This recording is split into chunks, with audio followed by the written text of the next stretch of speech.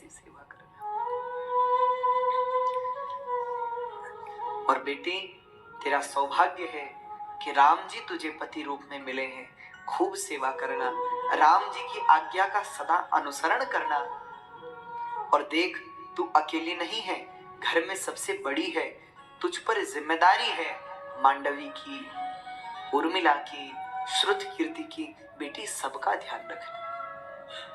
जानकी जी रोते रोते माँ के कंठ लग जाती हैं। आज जानकी जी और सुनैना जी रो रही हैं, बेटी को विदा दी है। लेकिन आज जनक जी की जो स्थिति है ना, वैसी दशा किसी की नहीं। जनक जी तो पीछे पीछे चल रहे हैं। जनक जी महाराज,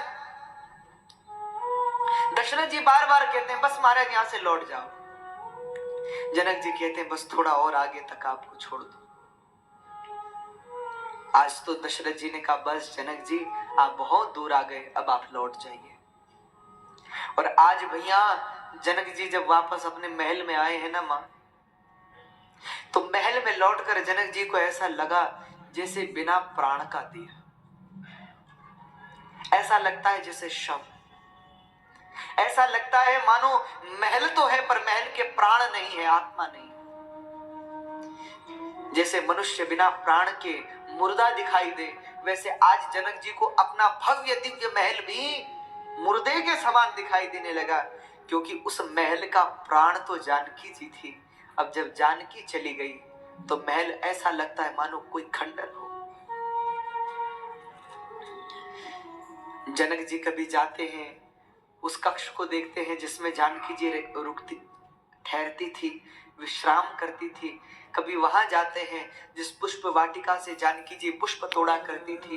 कभी जानकी जी के बचपन के खिलौने देखते हैं और जनक जी महाराज विलाप करते, रो रहे।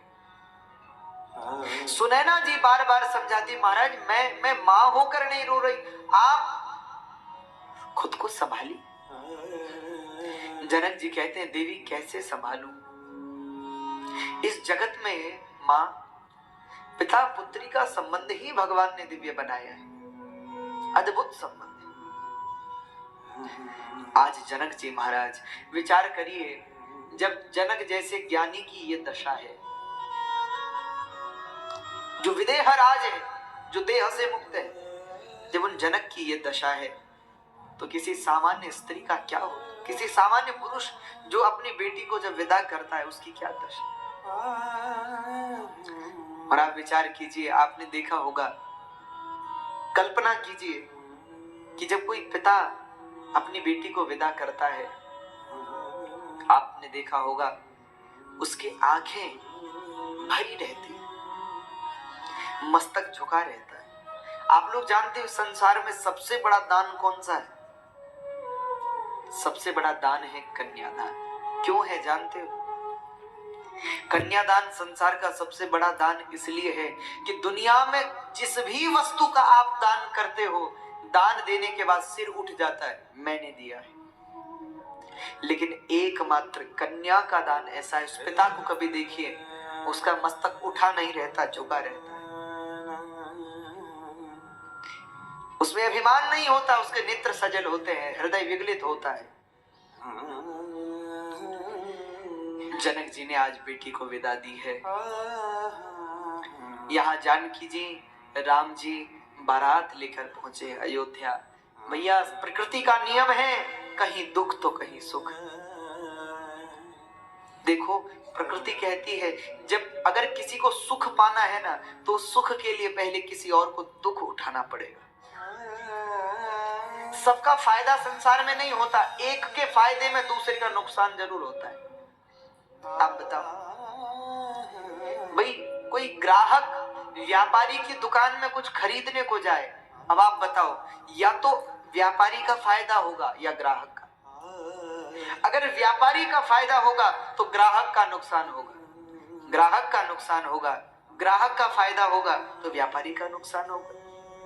दोनों का फायदा नहीं हो सकता, एक का नुकसान एक का फायदा। ये तो जगत का नियम है। जहां एक तरफ जनकपुरी दुख में डूबी हुई है, वहां दूसरी ओर अयोध्या दुल्हन की तरह सजी हुई है। अयोध्या के प्रधान द्वार पर तोरण सजे हैं, मंगल गीत गाए जा रहे हैं, आनंद का समय है। महारानियां, तीनों रानियां आरती के लिए आई हैं, अपने पुत्रों की आरती कर रही हैं। भोपाली लगा।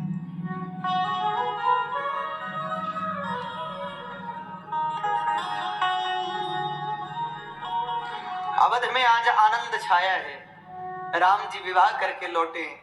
जानकी जी भी प्रसन्न हैं। भरत जी, लक्ष्मण जी, शत्रुघ्न जी सब आनंदित हैं। यहाँ माताओं ने स्वागत किया है अपने बालकों का, और जब स्वागत किया, स्वागत के बाद अंदर ले गई, और अंदर ले जाने के बाद आप बड़े प्रेम से सुनिएगा, कितनी बड़ी बात है।